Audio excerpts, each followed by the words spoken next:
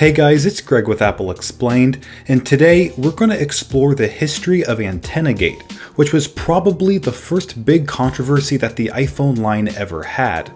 Now this topic was the third place winner of last week's voting poll, and if you didn't get to vote, make sure you're subscribed. That way the voting polls will show up right in your mobile activity feed, and you can let me know which video you'd like to see next. So if you aren't familiar with the Antennagate debacle, let me give you a quick overview of what happened back in 2010 that caused quite a bit of backlash in the tech community. The iPhone 4 had just been released and was seeing record sales numbers, but there was one problem, and it had to do with its antenna system.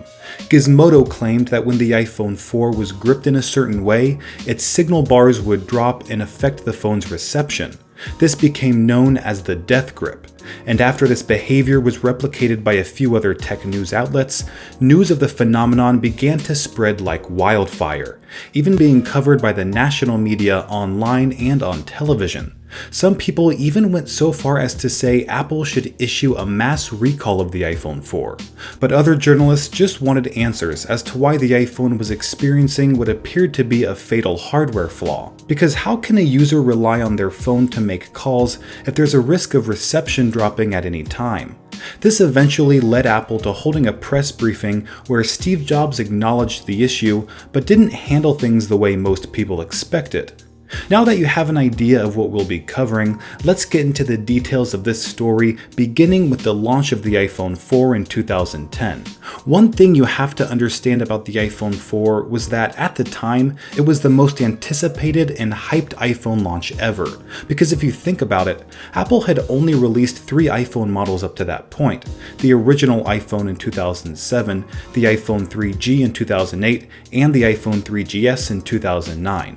And the new iPhone 4 was expected to receive a huge design overhaul and feature set that would blow everyone away. Now I should mention that part of the reason why we knew the iPhone 4 would have a major redesign was because an iPhone 4 prototype was accidentally left behind at a bar by an Apple engineer, and eventually landed in the hands of Gizmodo. And if you want to hear the story behind that, I'll leave a link in the description to the video I made about the leaked iPhone 4 a couple months ago. Now you might think that because we all knew what the iPhone 4 looked like, there wouldn't be many surprising moments during its introduction. But that wasn't the case at all. In fact, Steve Jobs actually said, "Stop me if you've already seen this."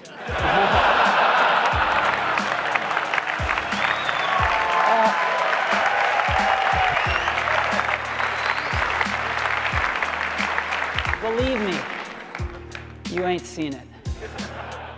And he was right.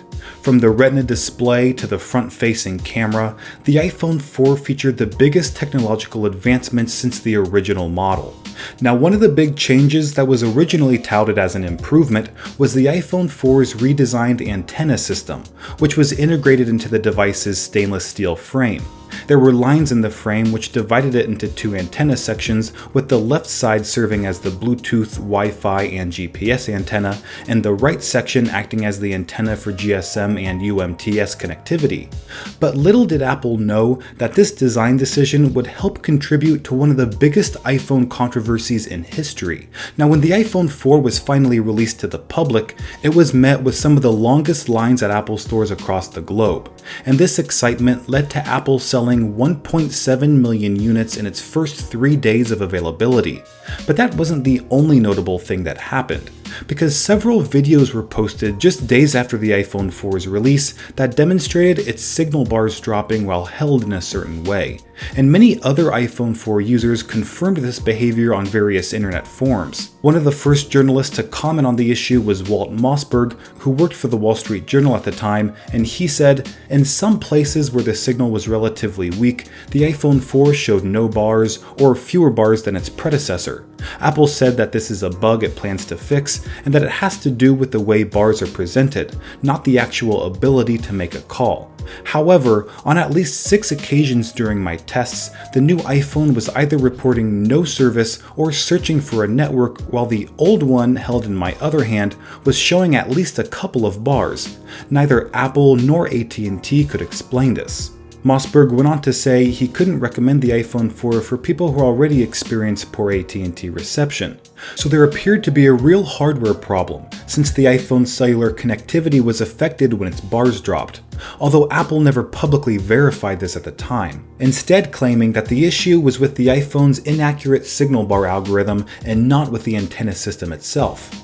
But many felt Apple wasn't telling the whole truth in order to avoid what they considered the worst-case scenario, a recall of the millions of iPhone 4 devices that had been sold since launch, because that process would cost Apple hundreds of millions of dollars and possibly delay the release of their future iPhone model the following year.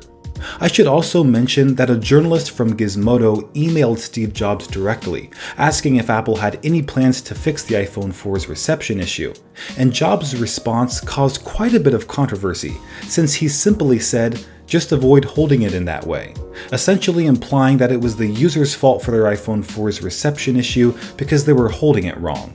And this only fanned the flame of outrage among users who were demanding Apple take some sort of action on this issue.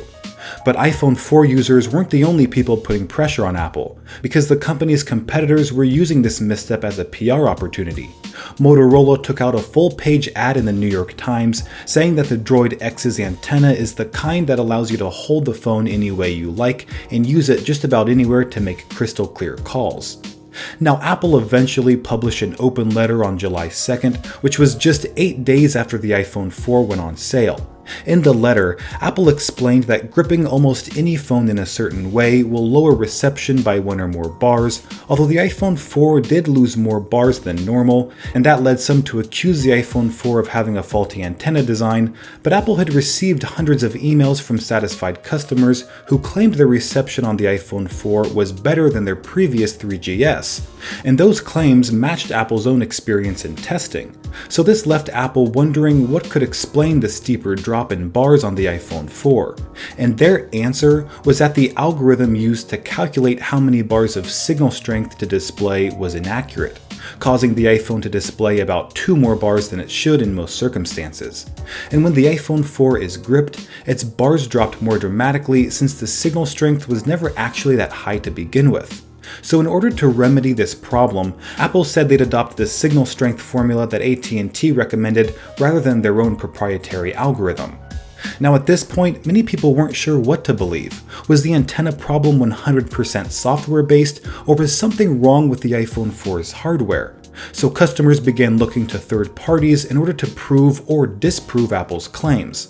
On one hand, Spencer Webb, the president of Antennagate, claimed that the iPhone 4 was not any more sensitive to hand position than was the first generation iPhone or many other phones on the market.